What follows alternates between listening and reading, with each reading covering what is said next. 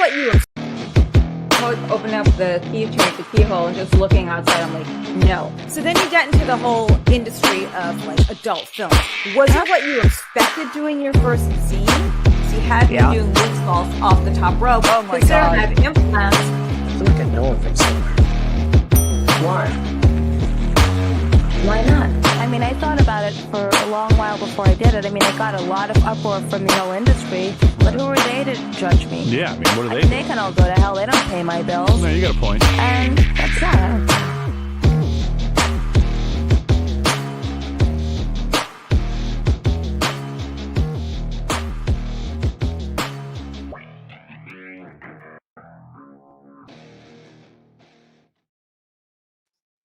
Welcome to a brand new episode of Off the Rails. Thank you so much for joining me on my live stream. It's basically the last live stream of the year for Off the Rails.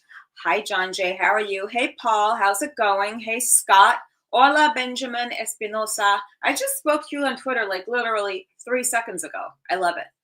I know that always on a Monday night, if there's nothing to do and no one to speak to, I could just hop on here and, have therapy, I guess. Hi, Nazmul Hassan.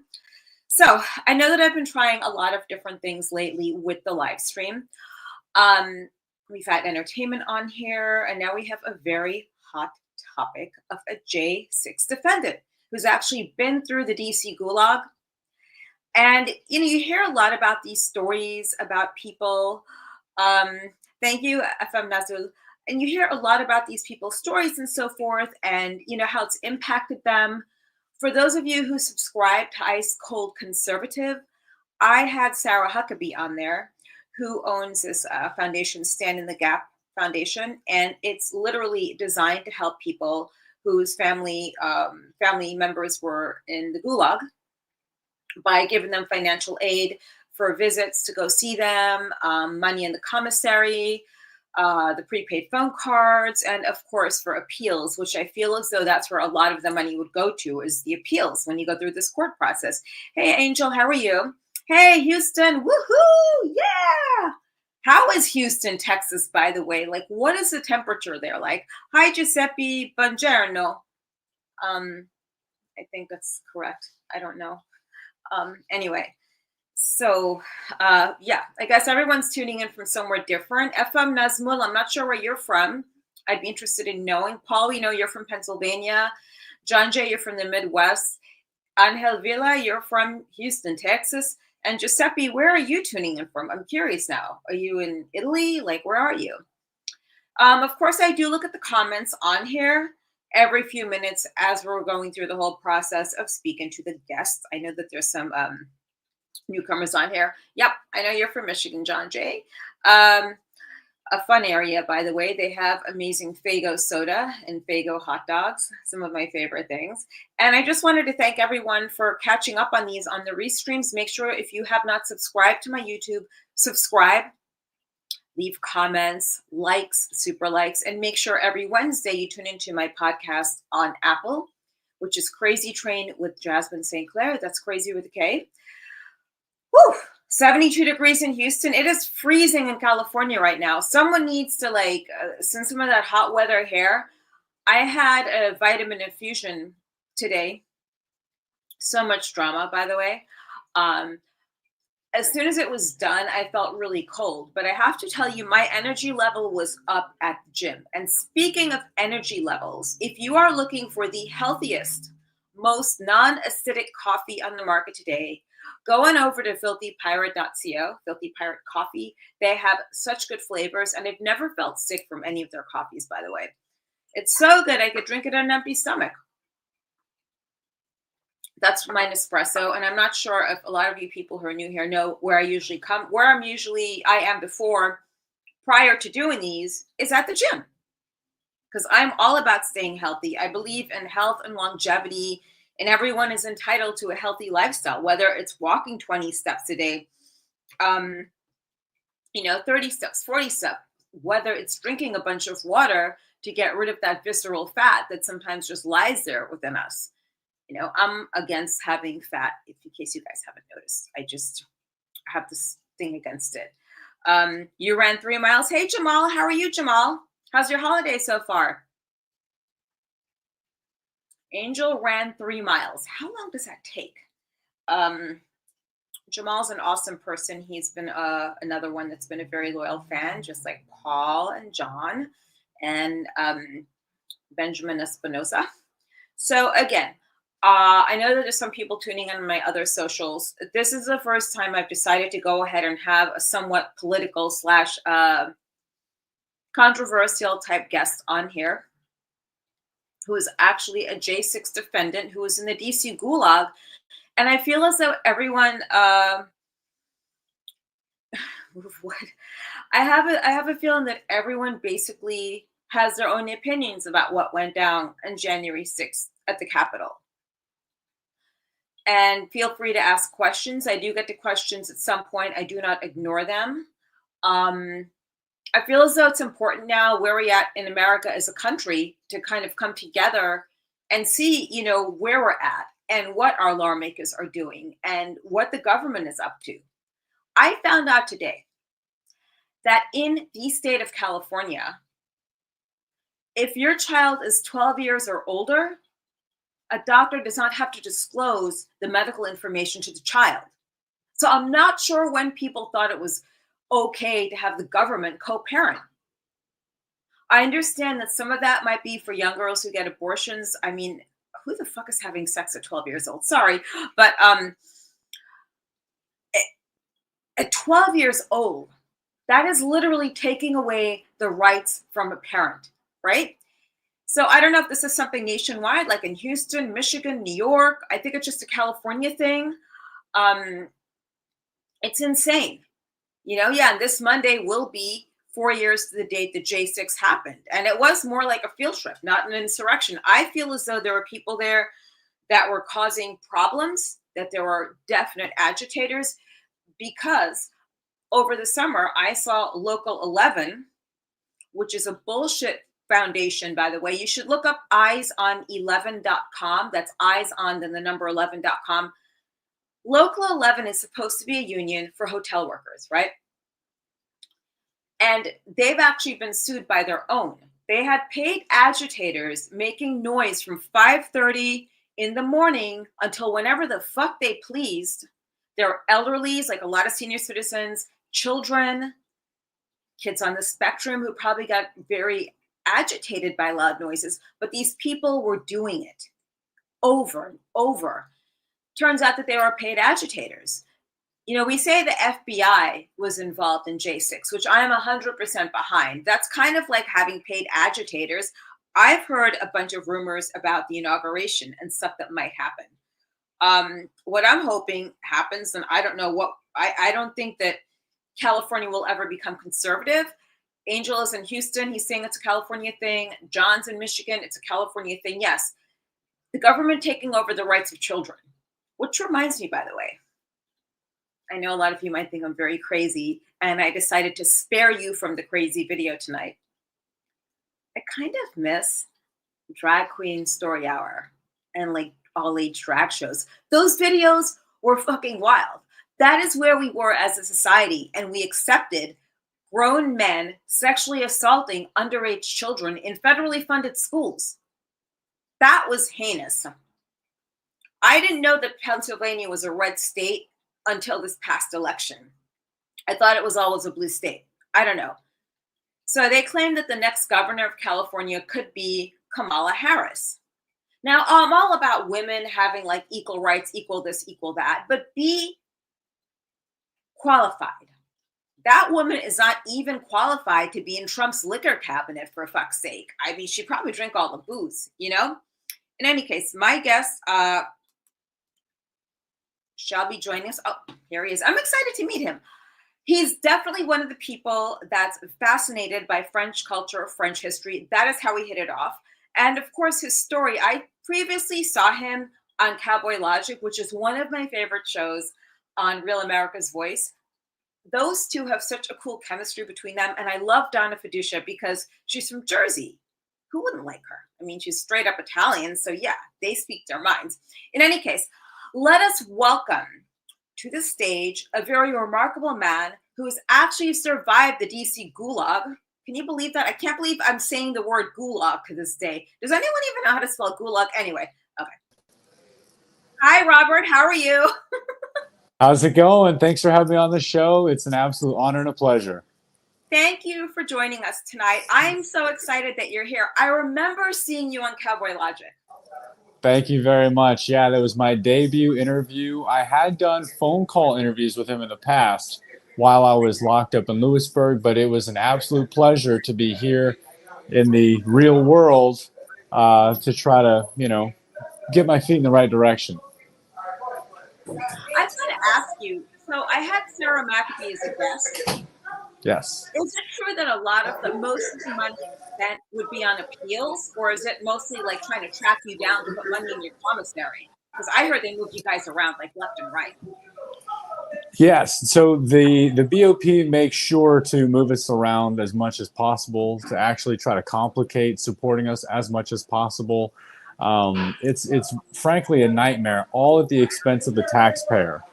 If Donald Trump would want to clean up the BOP, he would save the American taxpayer enormous amounts of money because of the money that gets just flushed down the drain in order to make my life and everybody else's lives miserable. So it's a hassle for sure. Everyone's saying hi to you, by the way. He says hi back. We just lost your picture there for a second. You there? Hello? He should pop right back on. I'm not going to tell you where he is currently because it's not up to me to do, but he is somewhere. He's not sitting in jail. Hold on. Let me just see where the guest went. Hold on. You can re-enter. Oh, there you are. Okay. All right. So it's coming up like 4 years to the date of January 6th. And I'm not trying to traumatize you or be a dick. But I'm having a hard time hearing the audio right now for some reason. fine. Can you hear me? It's maybe the headsets. Can you hear me okay? Let me see. It's technology, folks. It sucks. I know he heard me because he's smiling. Can you hear me okay? Cam's good. Good. Can you hear me? Yeah, I can hear you perfectly fine. Oh my goodness. Do you want to leave and re-enter? Let me leave and then come back in. Let me see if that works. Okay. Hang on. Yeah, go ahead. So he's currently housed in a halfway home. And it makes things a little difficult for doing things like this when you have to. But clearly he seems very normal and very rational for someone who's slowly but surely reintegrating back into society. Why did everyone else notice his Trump shirt before I did? That's like totally unfair. Anyway, reintegrating back into society is another big thing after you've been locked up. I mean, people lose their lives. Sadul, I'm not sure where you're tuning in from, but this feels like it's a third world country. I'm not saying you're coming in from a third world country, but just some of these antics and the minutiae these people do. Here we go. Now, can you hear me? Yes, I apologize about that. I will say I apologize to you and to your viewers. I'm trying to make ends meet inside the halfway house here, so things are a little bit different here, I will say. So I appreciate your patience, but like I said, it's an honor to be on the show. Well, no, we're honored you're taking the time to speak with us because it's got to be a tough transition. Now, I don't want to re-traumatize you as to what happened, okay? What exactly happened? Because I know you went there peacefully. So yes. Exactly. What happened? And who is I'm fascinated by the Viking guy, by the way. Oh yeah, he passed me up that day. I love telling that story because what people don't understand is that this was like a political Woodstock. There was dancing, there was laughter, there was cheers. It was a lot of fun. And what the media would rather show is the brief moments of violence before it got really chaotic. But prior to that, at the Ellipse, it was a party, man. People from all over the world and the country had gathered. It was a blast. And as I'm just observing the biggest amount of human beings I've ever seen in my life, here comes this guy walking up with horns on his head, a spear with a Trump flag hanging off of it and paint all over him. I'm like, oh my God, like, where am I? You know? So I asked this guy, hey, where are you from, man? And as if he summons these people out of thin air, two girls float underneath his arms. He goes, Arizona. I'm like, okay, man. It was a party, I will say. But to answer your question, Jasmine, um, I believe that it was hijacked like the Black Lives Matter riots of 2020 by Antifa and other key players. Like I said, it was peaceful. And I showed up there to express with my uniform that I had worn all three combat deployments to Afghanistan that I had already invested sweat equity into this country. And so when I arrived with my uniform, my plate carrier, and things of that nature, it was to send a message that I care maybe even more than the average American, because I've already tried to fight for this freedom that we enjoy in this country. So, as I unfortunately had to suffer the fate of there were no porta johns around to be found, and so I had to make do. But as that was taking place, I heard popping noises, and I thought it was kind of interesting because it was too early for fireworks. So why am I hearing firework noises? And then I started to see a rush of people uh, being attracted to the Capitol, like a moth to the flame. And as I started to kind of gravitate in that direction, anyways, because that's where I was heading to leave, I had a job interview the very next day. I started to notice that those weren't fireworks, those were flashbangs. And I started to recognize that same kind of sound from my time in the military. So at that point in time, I think my senses were heightened. The uniform I was wearing probably didn't help things much, but what really got me was the largest amount of pro Trump support that I saw from the Asian American community that were handing out the End the CCP flyers that day had rounded up their women and their children and their elderly in the middle of their crowd for protection. And I watched the Capitol police officers target that group and shoot a flashbang grenade in the middle, targeting their faces. And when it detonated in front of those patriotic Americans, I took off. And that was it. Oh, that just bothers me because one thing about Asians is they are very pro-family and against a lot of what the government has pushed on us these past few years, especially in California. So how did you get arrested? Not well, I know how people get arrested, but what exactly Yeah. happened? I mean, I wanted, did they push you to the ground? Did they put a baton down your throat? I mean, what happened? Well, luckily it wasn't that graphic. But what I will say is that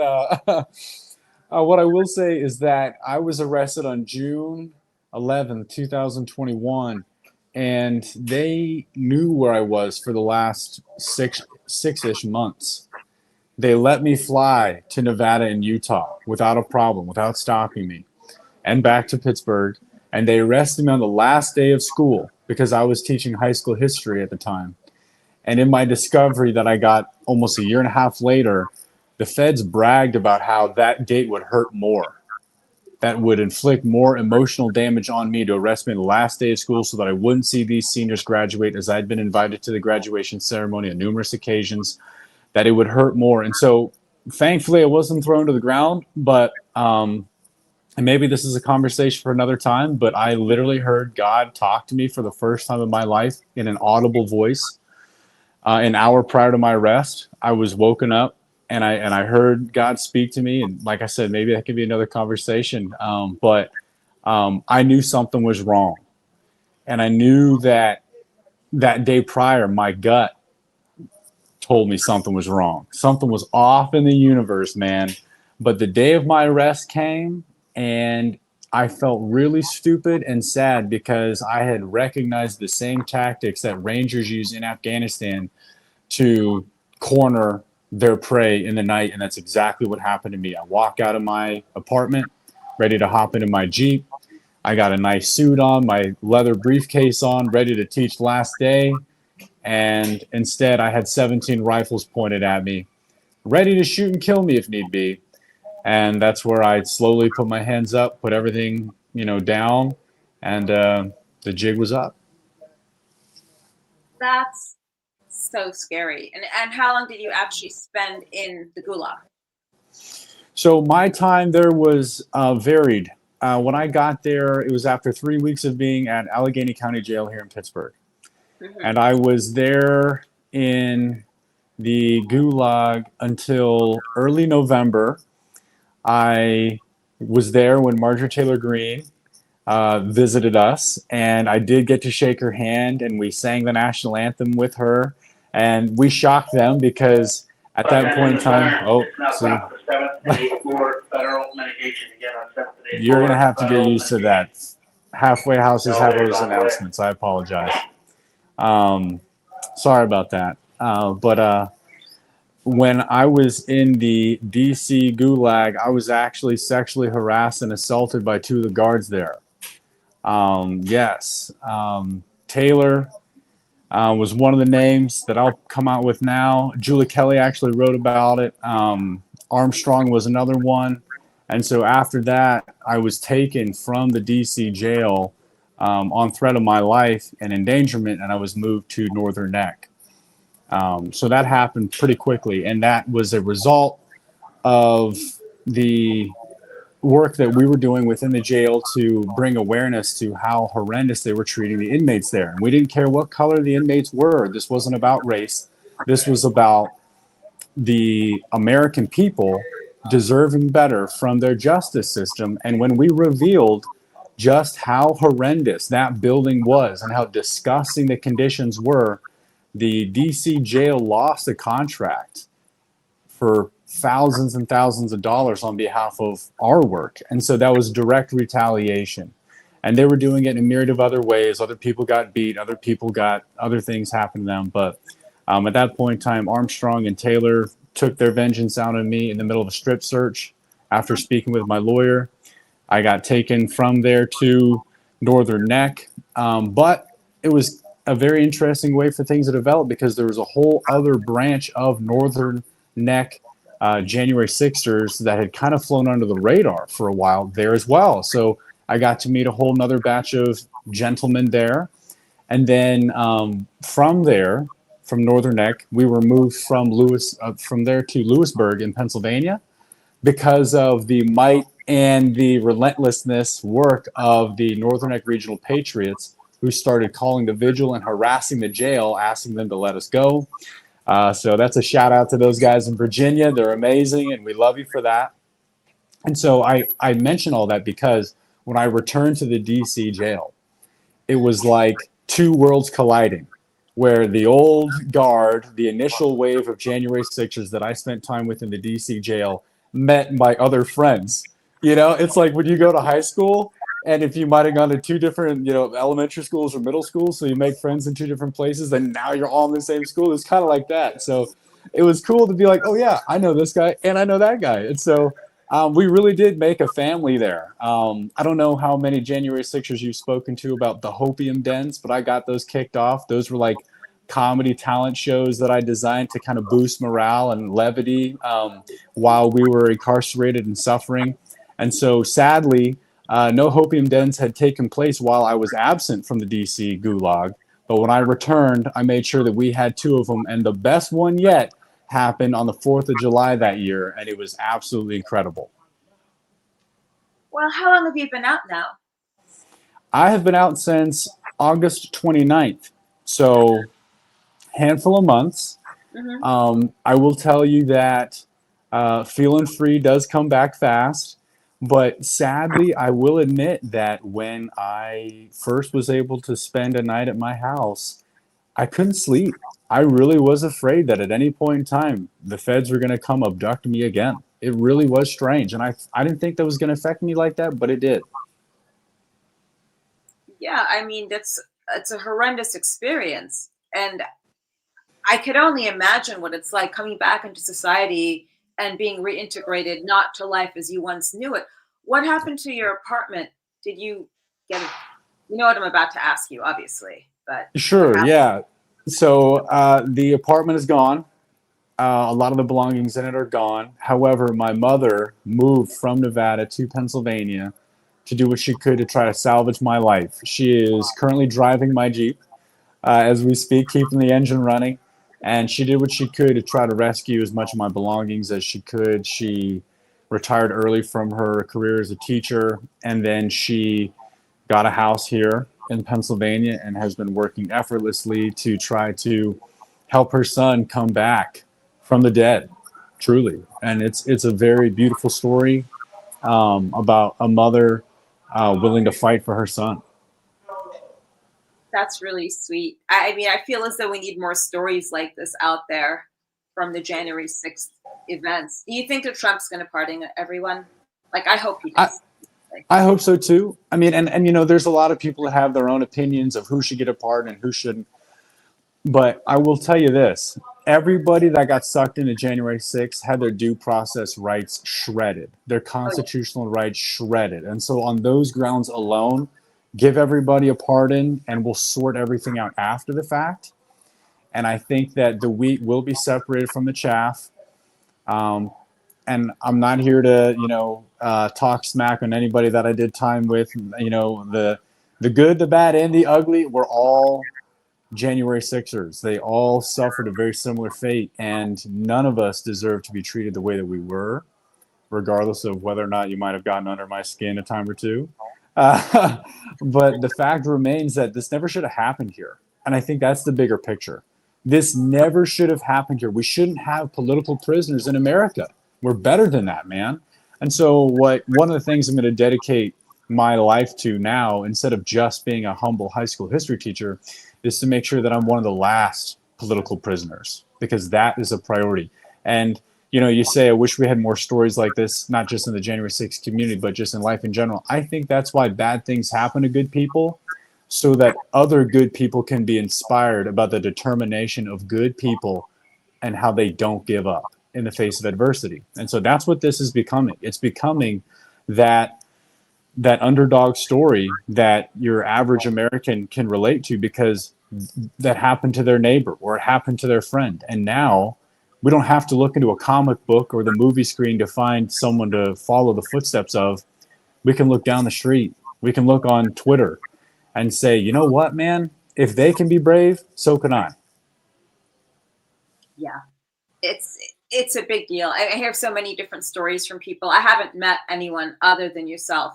I'm honored to be the first. Wow, look at that. Yeah. Well, Chrissy Mayer is actually the first, because she was there, but she didn't get arrested. She was still out living her life. Gotcha.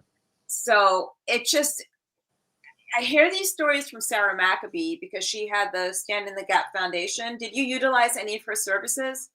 I actually was one of the best buddies with Shane Jenkins, who she helped create that with. Yeah, I call him my frost giant. He's an incredible guy.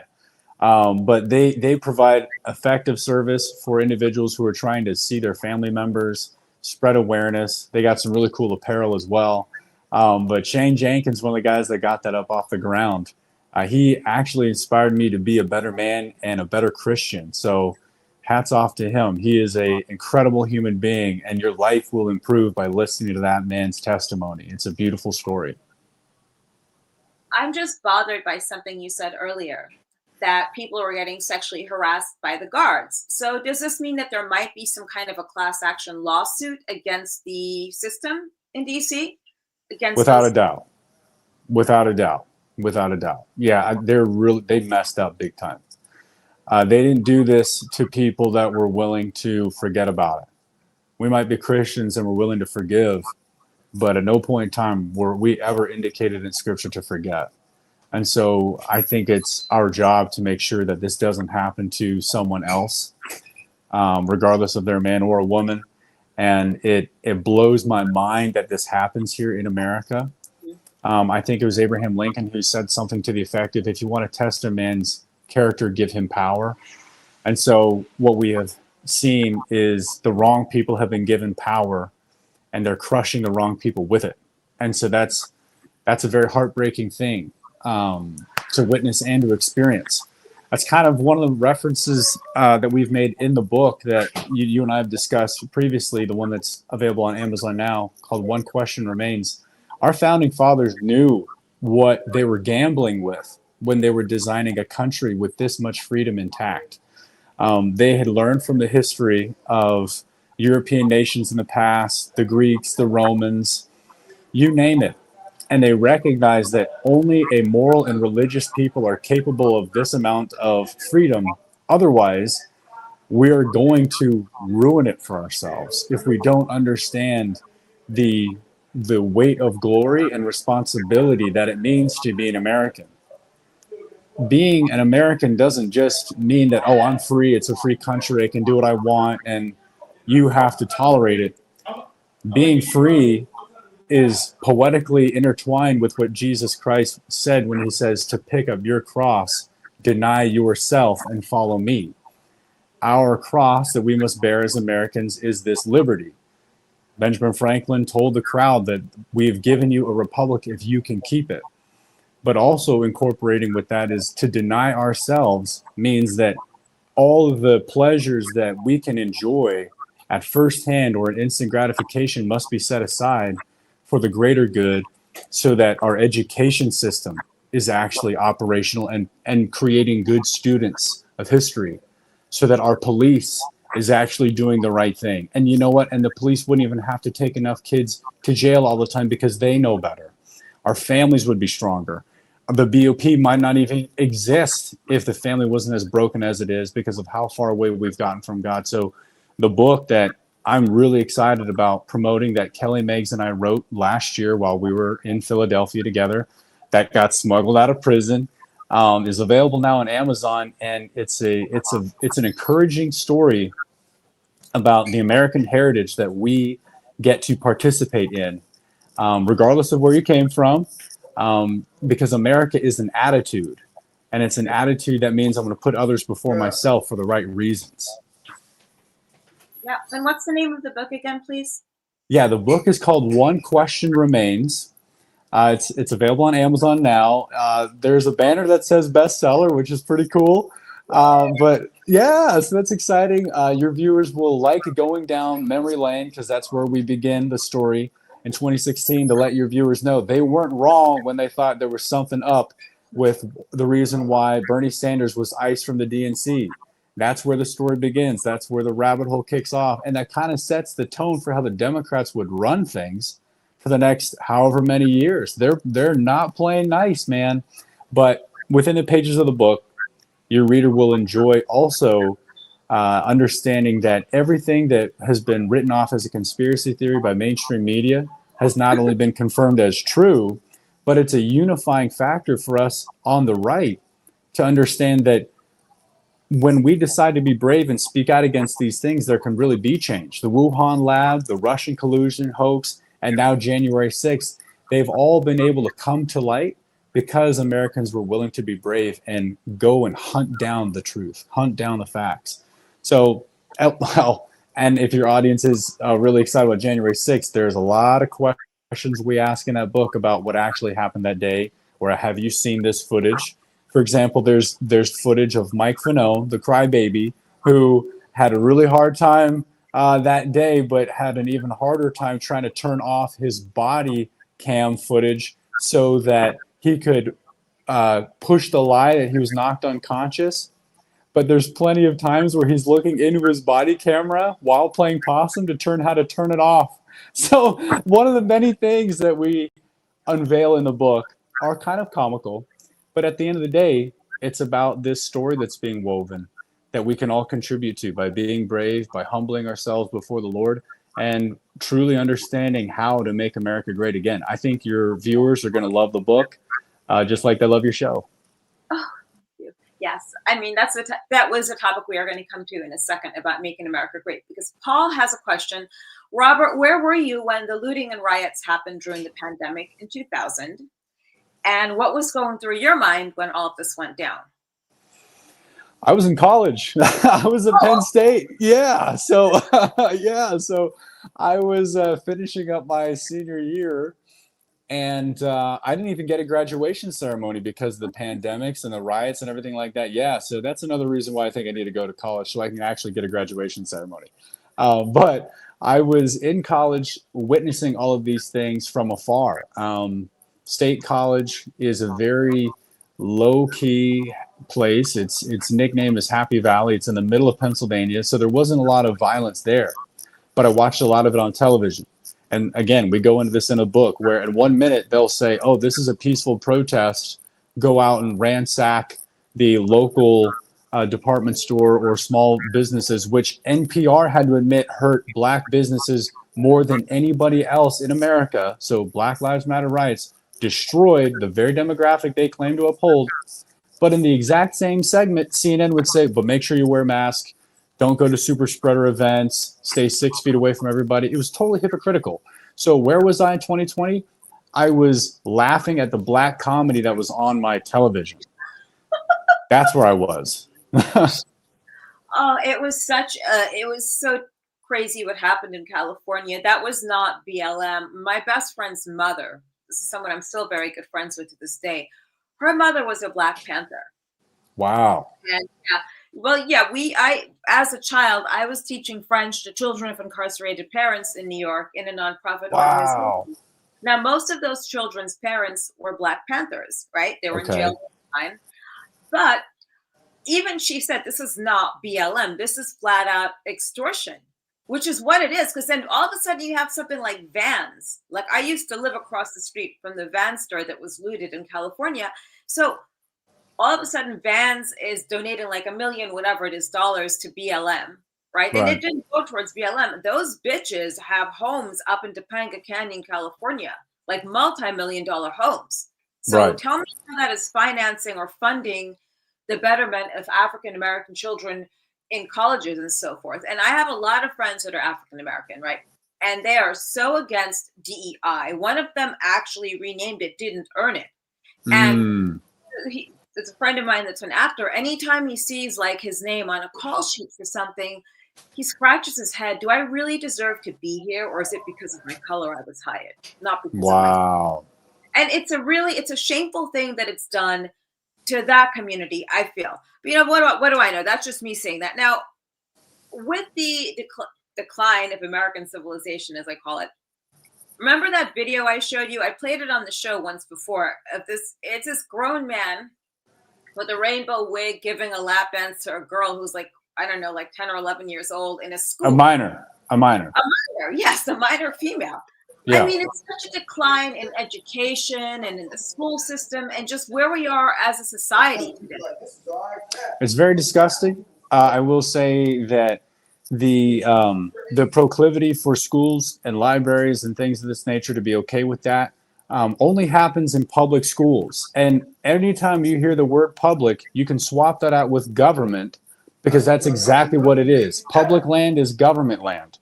And so this is all coming from this government. So we shouldn't be surprised. And now when we're talking about, Jesus Christ and having a country that is based on Judeo-Christian values, it shouldn't surprise us that the farther we get from God, the more we see things like this happen, where minors are now being sexually assaulted in public. And that's supposed to be something that we celebrate. Sorry about that. I love the Yeah. So, I mean, just to hit that point again, I think there needs to be accountability. I think that we need to have courage to call it out for what it is, that was sexual assault of a minor and that person needs to be indicted and taken to jail. If I had to do 3.5 years over a lie, then that person in that video needs to go away as what's known here. They call him a chomo, a child molester. And they don't fare too well in prison for good reason. Yeah, a chomo. Yeah, someone taught me that word once before. I learned a lot of words from friends of mine that were in jail. And I learned that. I learned the word Peckerwood. Yeah, so it was good times. A lot of different words. Well, what happened was during the pandemic, Gavin Newsom was releasing like prisoners into the streets. I love what you did to his name. I just love that. Yeah. Scumface, right? So he's releasing these low-level inmates into the streets. These are like really scrawny, ugly guys. It's just like they were chomos and they were drug dealers. Like, you guys are nothing. So then you're watching a movie like the movie Shot Caller. And you're imagining this is what these prisoners look like. It's like, no, that's a movie. That's That's not what they released into the streets during the pandemic. So tragic, though. And that's the exact same amount of people that are being released by Joe Biden to this day. Donald Trump wants to release people from prison on the first day of his office that were unjustly ruined because of January 6th. But right before that date, Joe Biden is releasing chomos and people that had the largest amount of child pornography ever collected. Like, this is insane. So, I mean, it kind of comes back to, I think there really is a divide between good and evil here. And the government schools seem to be in favor of the wrong side, man. It's a tragic thing that we're seeing. There's no way to reconcile anything child related to anything virtuous. There's no way you can do that. That you can't cross that bridge, because children need to be protected and watched over, not just by the community, but by parents, by men, by the father figure. And that's what's being attacked a lot as well. We shouldn't be surprised by that either. But we go into this in the book as well, that the best investment we can make as Americans is to protect and educate our children, because they're the ones that are going to be taking care of us soon. And that's one of the reasons why I wanted to dedicate my entire adult life as a high school history teacher, is because I wanted to educate these kids. But the first priority that these kids would have felt from me is that they would have felt safe in my classroom. And that is the most important thing. These kids don't feel safe anymore. In this country, they're being hunted by adults, predators. That needs to stop. Yeah, I feel bad laughing at that video. I know it's highly perverse of me to laugh at it, but I'm not laughing at it. I think it's just the wildness of these videos out there. You have someone at an all ages drag show, a mentally ill man dressed as a woman, asking for any 2-year-olds out there in the crowd. What the fuck? That's disgusting. That's disgusting. 3-year-old, like, what do you want with him? So, you shouldn't be holding them. That's for sure. Now, while you were in jail, did you anticipate ever seeing the light of day while you're locked up, or do you just feel like this hell would never end? This is it. My life is over. Well, that's a good question, because I would say I probably felt the latter more than the former. But I think that was the most tragic thing about it, was that sorry about that. I think the most tragic thing about that was that the emotional seesaw between the two was the hardest part about it, was that I did feel like I was going to get out. There were several times where I went up for bond and my bond was denied. Or there are several times, like, for example, on my sentencing, where I was the only one on my 9-man indictment who wasn't charged with an assault with a deadly or dangerous weapon and a 111B. I had a 111A charge. And so I'm thinking, okay, maybe I'm going to get 36 months, just like another guy who actually threw an explosive device at the police. His last name is Judd, and he got very little time. I'm thinking, wow, well, I didn't do anything nearly as dangerous as him. I'm going to get off, fairly easy here. But no, Judge McFadden decides to give me almost 6 years, because in the middle of the proceeding, he says that I was one of the most violent people there. And he lets the prosecution say that I'm a weapon, that I use my government training against the government, and that I was actually teaching kids how to be homegrown domestic terrorists in the classroom. And the judge ate it all up and ruined my life anyway. So I think that was the most painful moment for me, was to go back and forth between, yes, this is it. It's going to end. Thank God. And then be smacked down to reality again and realize, wow, this might never end. Now, can you teach ever again, or is that done and over with because of this? So, well, the answer to your question is I am going to be teaching again. Nothing will stop me from that. Pennsylvania has tried, though. The state of Pennsylvania, while I was in Loretto at that last prison, has revoked my teaching credentials and legally filed a lawsuit to remove them from me.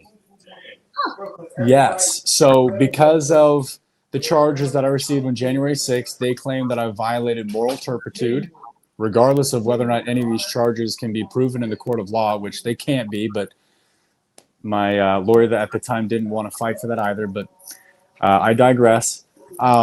So it's almost as if that everything I did in Afghanistan, thanks to Joe Biden, doesn't matter.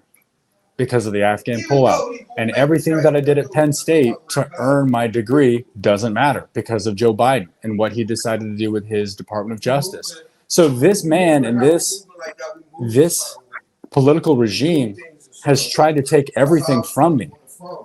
But what I can tell you is that the only thing that they've done is given me more motivation and drive to rise to the occasion and to outdo everything I've already done 10 times more than before. So they kind of messed up by doing this to us because now we're more hungry and more patriotic than ever. So the answer to your question, Jasmine, is yes, I will be teaching once again. Yeah, I think it's really sad. I mean, people's lives, basically whatever they knew was their life, whatever emotions they were used to every day, getting up, going to work, getting up, going to school, was just taken away. I feel as though there has to be extreme consequences for that. And I'm not saying violence, obviously, just to protect myself. Yeah. I'm talking major lawsuits because you're losing your livelihood. You're losing the money you paid to go to school. Another thing I'm about to get to. It's not right. Now, is there any type of civil lawsuit that might be getting filed against these people? I have heard that there is a class action lawsuit being filed. I'm also very confident that Pam Bondi, the Attorney General appointee that Trump has spoken of, is very aware of the crimes against this country and our people that the Biden regime has perpetrated. So I'm confident that there will be lawsuits, civil and criminal, to hold the real insurrectionists guilty and hold them accountable. But I can tell you right now, Jasmine, I'm not an insurrectionist. I am someone that at the age of 17, I wanted to serve my country because I thought that being in the military was one of the most honorable things that I could do. And whether that's true or not, I believed it. And I wanted to fight for this country. I wanted to earn my freedom. Not because I wanted to be, some kind of psychopath that they claimed that I was, but because I really do believe in this country and I got a black eye from it. America broke my heart, but you're not going to stop me because I still love this nation. It's still worth saving. And I think we've been in worse places before. We had a flirtation with communism for the last 4 years. And I think the responsibility that every one of your viewers has and everyone that will listen to my voice from here on out has is to make sure that this never happens again. The best way we can do that is to learn our founding documents, understand what those Chinese Americans fled from that I referenced earlier in this interview, and understand that this country is a cradle. We don't have to suffer here nearly as much as everywhere else on the planet because brave men and women are willing to do dark deeds on our behalf, as Winston Churchill once said, but because of our values that we have here as well. You and I have discussed the amount of people that are coming into this country that don't have the same core principles or values. Regardless of how that's handled, it's up to us to make sure that we're better than that and hold ourselves to a higher standard and not be dragged down by that type of people and mindset and way of life.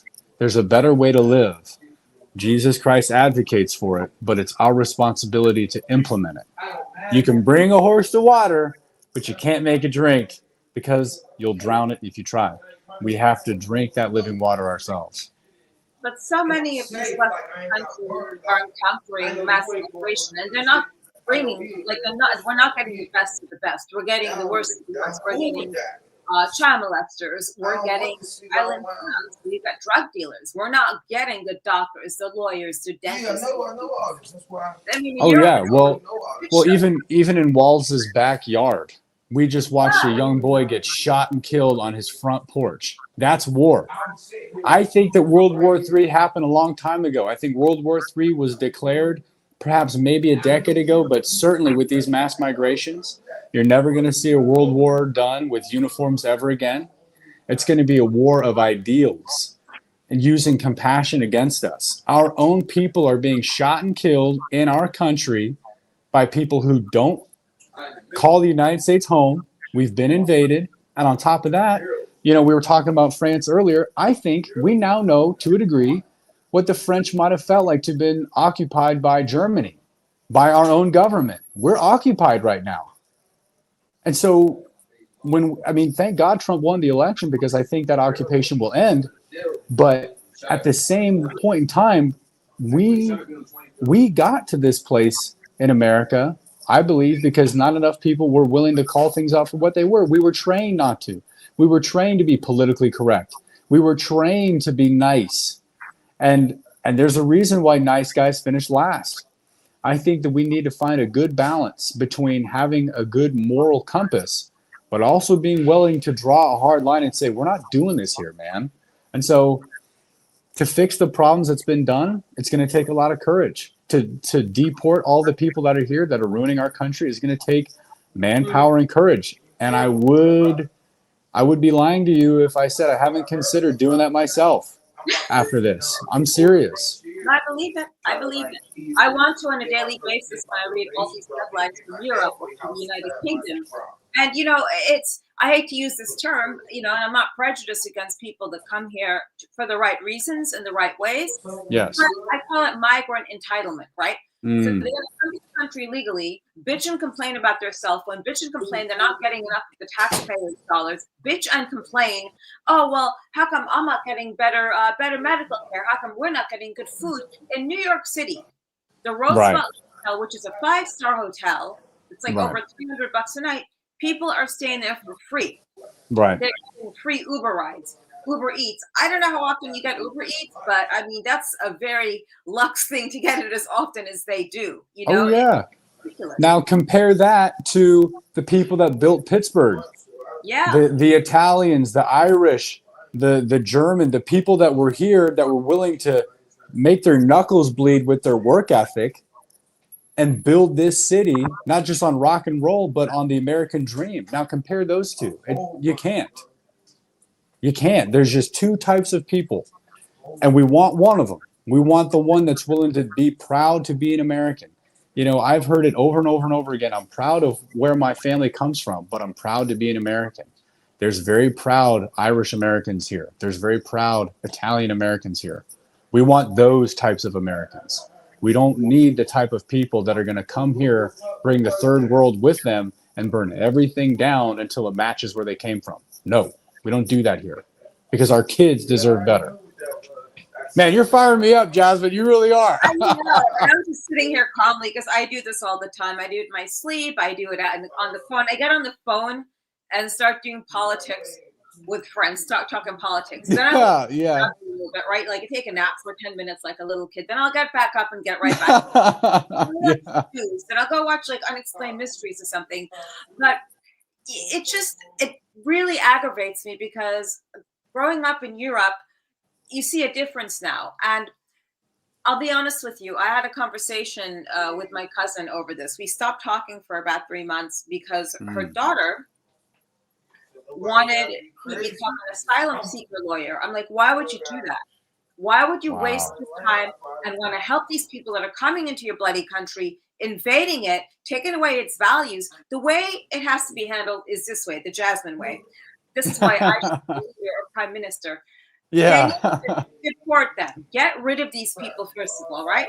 You want to come back, we will allow a quota of maybe 500 people in 10 years from now or 5 years from now. You get what I'm saying? That way you allow like our culture to grow and sovereignty.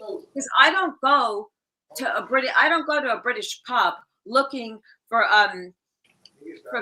fucking falafel. I don't want to go down the street here or there see only falafel shops. I want to see where there's a pub. If I'm in Italy, I want to see a pasta place. I don't go to Japan to watch Italian culture or Irish culture. I go to Japanese culture. Yes. It's just a very weird time where we are. Well, you hit on something, Jasmine. You hit on something very important. And I think it's that cultural identity that's what's been attacked. Yeah. So you're exactly right. When you go to Japan, they have a strong, proud culture. When you go to Italy, they have a strong, proud culture. Here in America, it's such a mess because we have been told for so long that diversity is our strength. Well, what is strong about everybody that has a different idea of what America should look like and feel like and the law should behave? The way that I was treated is how third world countries handle criminals. So if that is what diversity looks like, then I don't want anything to do with that. I want American justice. where I'm innocent until proven guilty, not the other way around. And so when you're talking about culture, I think that we need to reestablish what American culture is. It's based off of our constitutional rights. It's based off of the Bill of Rights. It's based off of the Constitution that was created to try to bring together remarkable people, have them sit down, even if they disagree with one another, still find a compromise and find something that works for everybody. I love the Constitutional Convention in what took place in 1787 because of the steps that they took to try to make sure that everybody's voice is counted. This is the reason why we have a House and a Senate. And I can explain that for you very briefly. We have a House so that population is accounted for in this country. But we have a Senate so that regardless of population, each state has equal representation. This was called the Great Compromise. So that something like Rhode Island would have the same standing, responsibility, and power as the state of Pennsylvania or Virginia, which those two states, by the way, contributed more manpower to the revolution than any other state. They had more casualties. They spilled more blood to liberate us from Great Britain. But because Rhode Island didn't want to be railroaded every time that the convention took place, there was a compromise. That's why there's a House. That's why there's a Senate. That's why there's responsibilities for each, and we can't move on without the other. And so we need to get back to our fundamentals. We need to get back to our principles. We need to rediscover them. And I know I keep talking about this, but the reason why I do is because this book has like a nice little window into that. One Question Remains will educate the reader and bring people to a place where now they have books that they can go and digest and look into, where our fundamentals are easy to read, they're understandable. Do you know that our Constitution can fit in your pocket? You know, it's not this crazy, long, drawn-out book that it's hard to understand. And it's not written in French, even though it maybe should have been. I don't know. We do have the rights of man, which I think is really cool. But I am very motivated as a teacher to try to educate as many people as possible to fall in love with America again, to fall in love with the America that kicked off long ago, that wanted to give people a chance. There's a book that we reference in our own called The 5,000-Year Leap. And it makes the argument that because of America's government, human technological advancement was capable of launching 5,000 years because of the proper place that we put government, in the back seat. So we literally started from horse and buggy, and in less than 200 years, we were on the moon because the government was out of the way, and we did that for the first time in planet Earth's history. How cool is that? That's something to be proud of. Not to be destroyed, not to be ripped apart, not to be warped and abused, but to be honored, to be rediscovered, and then to be reintegrated in the way that we live daily. It's not lame. It's the coolest thing that's ever happened, because it's the reason that our founding fathers were willing to die in the first place so that you and me, Jasmine, could have a life that we wanted to live. That's a beautiful thing. And that's exactly what Jesus did on the cross for us too. It's all beautifully, poetically tied together so that we can become better people and have the opportunity to do that here. There's no other place on the planet with that kind of opportunity. Maybe Mars. No. Maybe Mars. Maybe we could start over there. Yeah. So John Jay, the COVID welfare was a start, hoping that people would go with communism. They decided to raise prices on everything to see if the majority would start complaining. Obviously, we all complained. Anyone with half a brain. Of course, the election was stolen. Half these people were dead. Do you think Jimmy Carter voted anyway? Probably. He's still going to vote. He's still going to vote. He's still going to vote, right? But it's what John Jay said. Everything with letting in these illegals, it backfired. They didn't vote. Hellstrom, politicians and teachers pounding it into these kids that they should be ashamed of our country. You're right. And I mean, it's just disgusting. Then after the BLM riots, there was a white kid in his like early teens who had a T-shirt on that said "Kill white people." So that's white guilt. Yeah, that's a tragedy. As far as white guilt goes, as far as race baiting goes, it's wrong. It's antithetical to this country. And I think one of the big reasons why this is happening in this country is individuals like Peter Salem are completely whitewashed from this country. I'll educate you and your viewers about who Peter Salem is, because he's the first black patriot. At Lexington and Concord, when there were 77 men that stood against 500 British regulars, Peter Salem was one of them. He was the only black man there, but he was willing to ask his slave owners for freedom so I can fight in this revolution for two reasons. One, I believe that, this government that is crushing the people from Britain 3,000 miles away should no longer do so, and that these 13 colonies should be free. That was the unanimous opinion amongst a lot of people back then. But Peter Salem also was willing to fight for another reason. He was hoping that in the future, like Martin Luther King Jr. advocated for, that his sons and his daughters would also know what freedom is and be able to go to school with white boys and white girls and sit in a classroom that's integrated because of equal opportunity. So Peter Salem, the first black patriot, literally is one of the greatest fighters in the beginning. And there's a town here in Pennsylvania named Pitcairn, okay? That was a dude that Peter Salem shot in the face.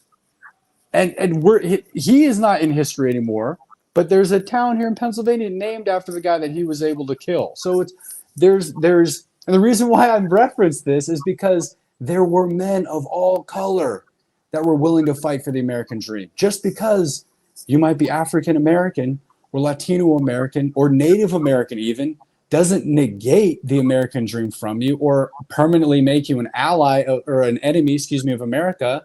In fact, Native Americans helped build Pittsburgh. You don't hear about that. You don't hear about the fact that Native Americans were willing to volunteer in World War I and World War II because they thought a real American Indian wouldn't back down from a fight. And they were willing to put the American flag on them and go fight because this was their land. You don't also hear about the fact that Cherokee Indians owned slaves back then. There's photographs. You can look that up.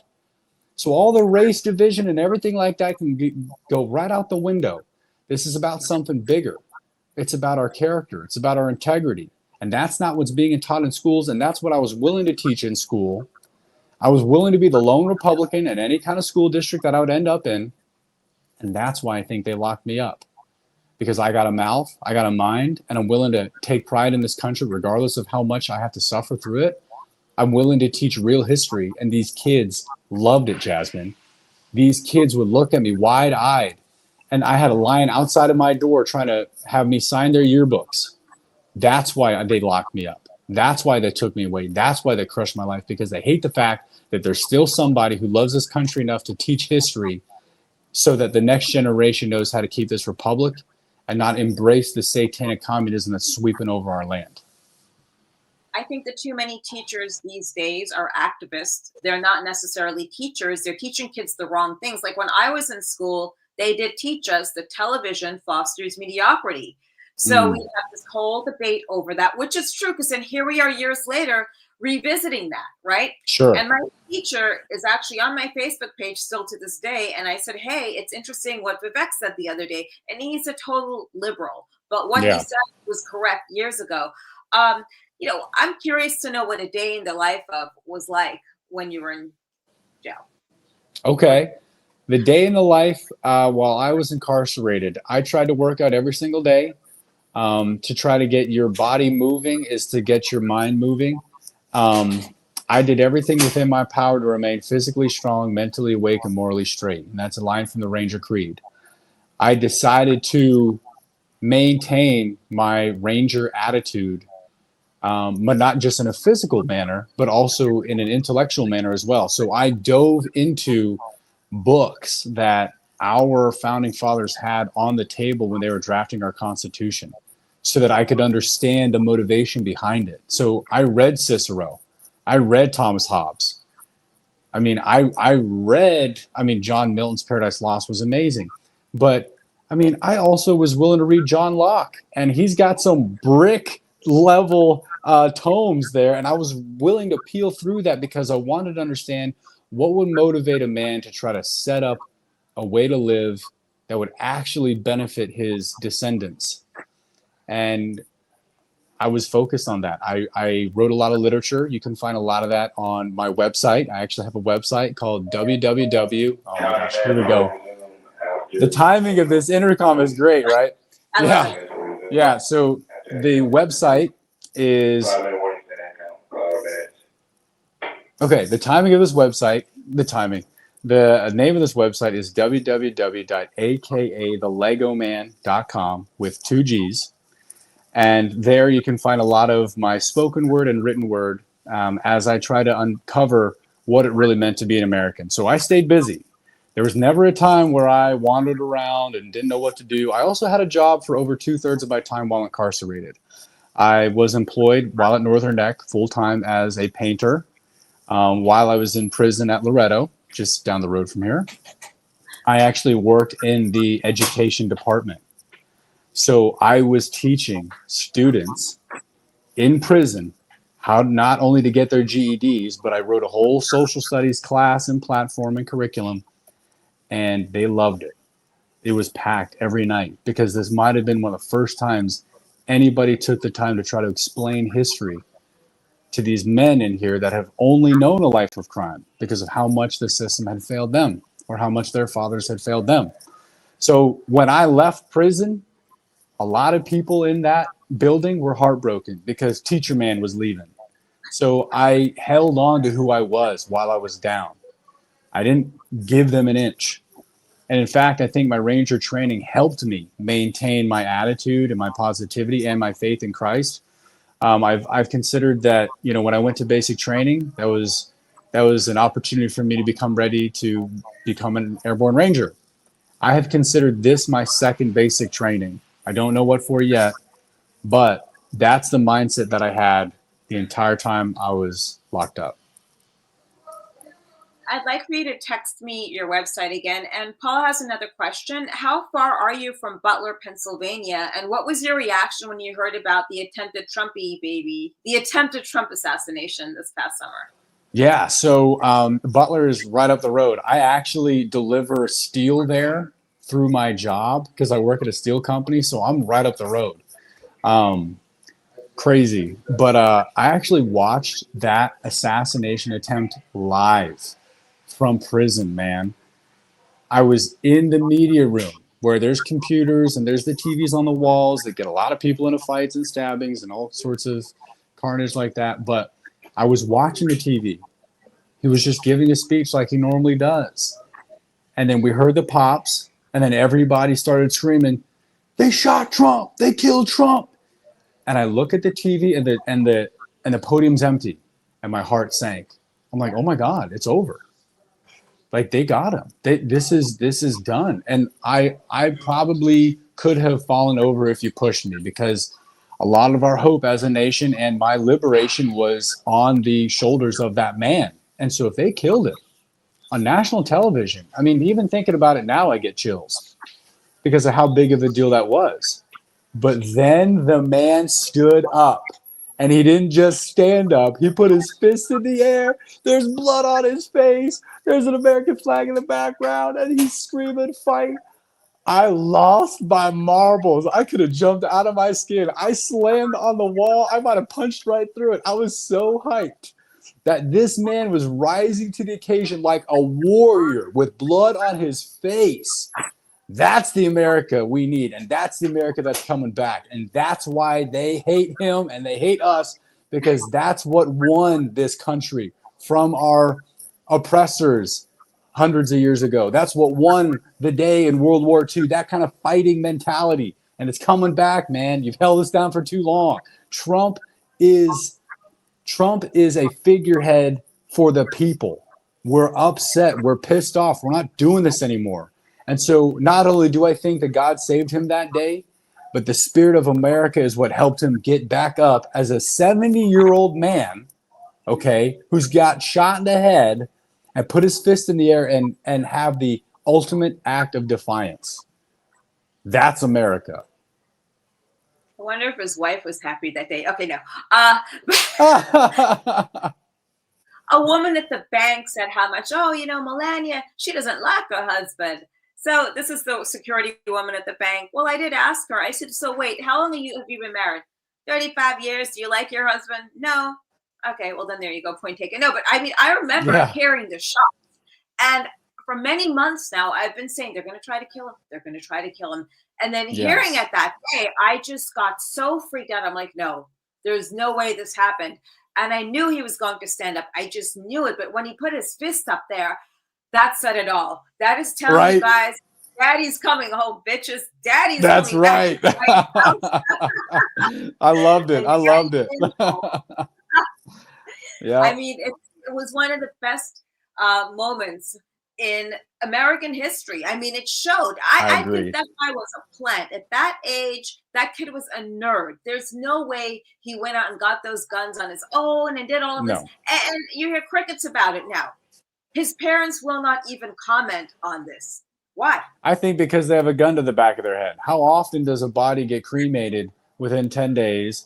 When I found out that the Pittsburgh FBI regional office was taking over the investigation, I was like, oh, there that goes. We'll never know the truth because those are the ones that arrested me. So the minute that they took over the investigation, I'm like, yeah, we'll never learn the truth about that unless Kash Patel takes over and makes sure that that stuff is dumped. I'm excited. Like, I think this is going to be one of the best administrations ever. I'm not the hugest Elon Musk fan. I'm just glad that he's about free speech and he came out for Trump. I don't like his Tesla cars, and I see him at the table. But don't try to get into the smaller table. I feel like he's trying to push his way into the smaller crowd. You know, you're with the cool kids now. That's great. But don't try to go into like their inner circle. Sure. And I will say this, that as much as Elon Musk played a pivotal role in getting Donald Trump elected, which we should all be thankful for and recognize, we shouldn't forget that. I also think, though, too, that this didn't just become the Elon Musk show. That, you know, if you're a big fan of free speech, as you say that you are, remember that's a constitutional amendment. And so if we're going to pretend that this is America again, we have to remember that there's a way that we do things. It wasn't the way that the communists did it for the last 4 years, because don't get it twisted. There's no difference between a Democrat and a communist at this point in time. But I think it would be good and appropriate for perhaps somebody to sit Elon Musk down and say, listen, man, we love what you've done. Keep talking smack, because half the time it's needed. But there is a way that we do things, and it isn't through Twitter. What's that? What time did they shut you down at the halfway house? I'm not sure. Yeah, so it's 9:42 here, and this might be one of the last standing head counts. I know that they make everybody go in their rooms at around 11. I mean, so I don't know how long you want this to go on for, but I will say that forever, yeah. And I know, I feel like I could talk to you forever because you're such an interesting person. You're very smart, you're very driven, you're very patriotic, you love this country, and you've got it right. You see through the BS, and I wish more people did. Yeah, it's to my detriment sometimes, but I don't really care. How much longer are you in a halfway house for? Well, how many days do we have until Inauguration Day? But yeah, so that's it. That's going to be my ticket. But I know that if that weren't going to be the case, I would eventually develop into house arrest, I believe, this February. And there's steps to this. They're broken completely. I'm in a place that doesn't give a damn about anybody's well-being or their health or the fact that they can't find a job. I haven't seen one employer come through here. But then again, I am working as well every day. But what I will say is that this system is failing our criminal population, if you will. I will say that after having walked among them, having eaten at their tables, listened to their stories, there's a lot less men in here that deserve this type of punishment than you'd think. Tough on crime policies sound awesome until you realize that this young kid had no father, no education, was raised by wolves, and has a savage mentality because of where he came from. And so, not to excuse the action that might have brought him to jail, but also don't anticipate a change when you don't offer him an opportunity either. If this If this BOP wants to call itself a Department of Corrections, then actually start correcting people.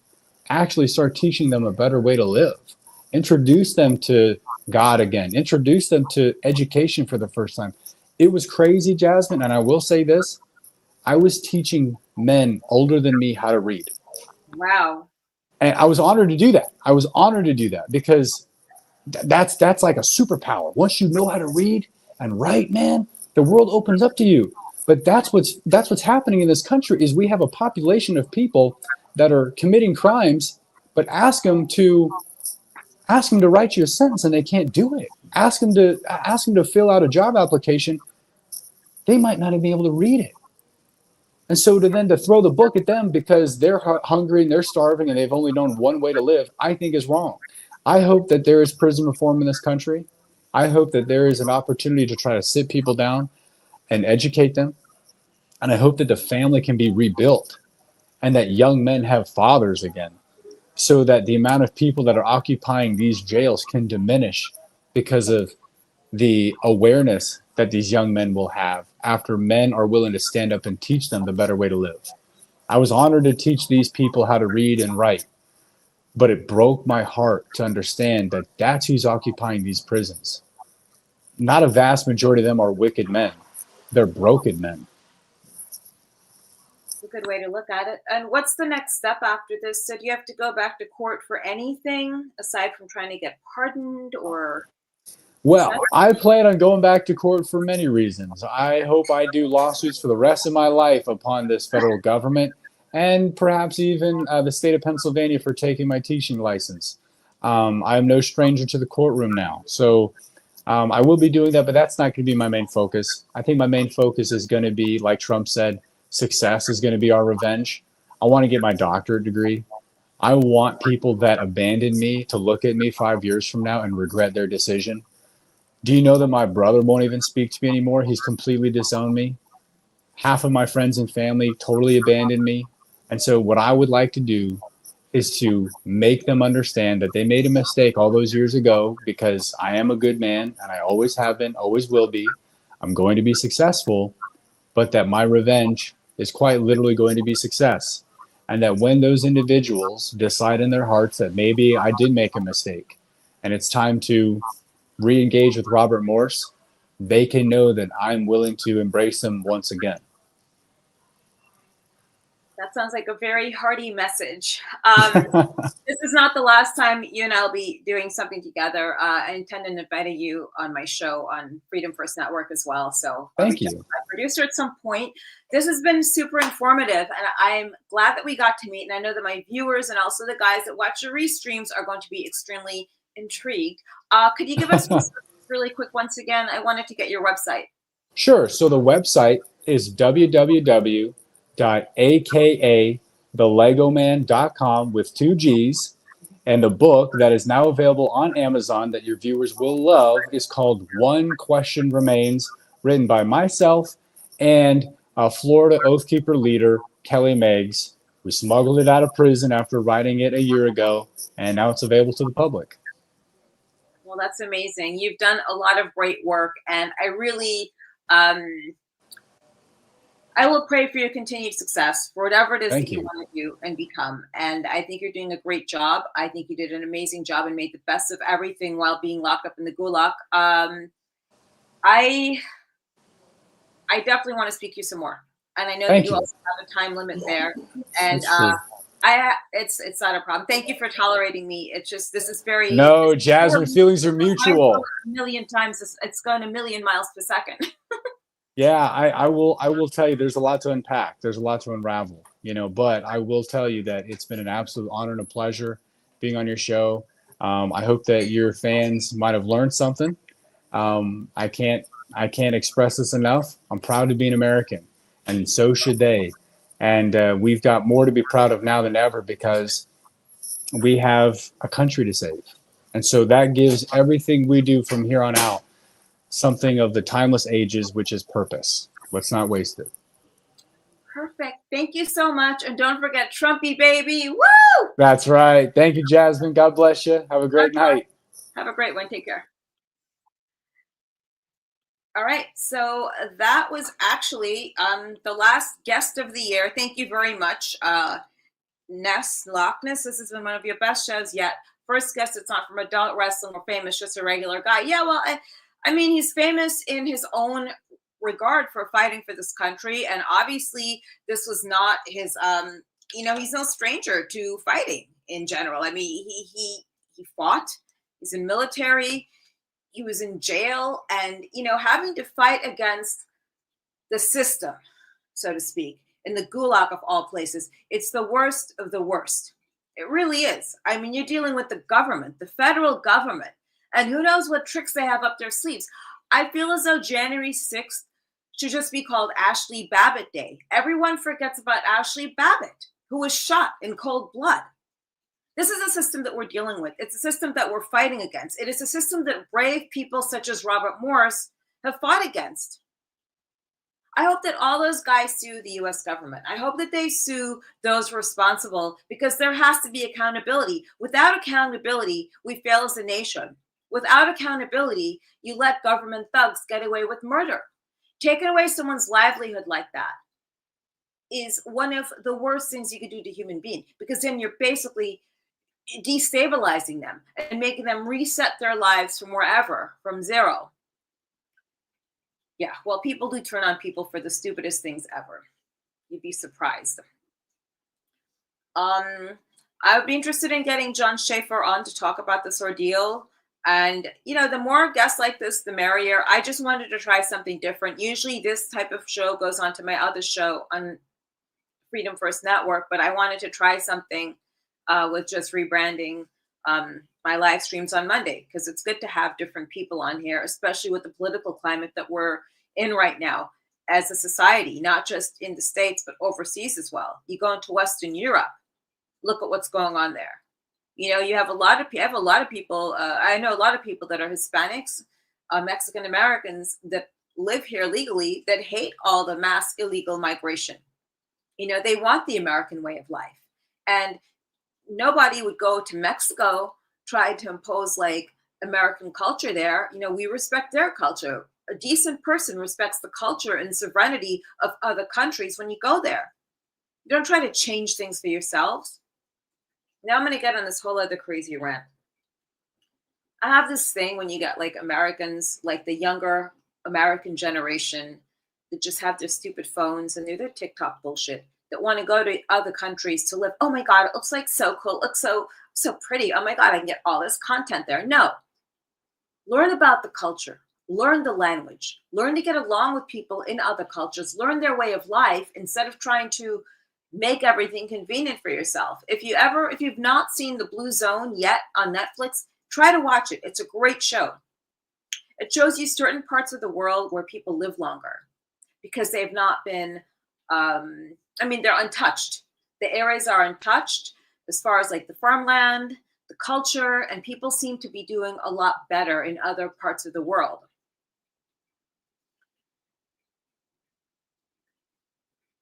Yeah, I agree with Ness. I don't know why I'm calling you Ness, because I know that's not your name.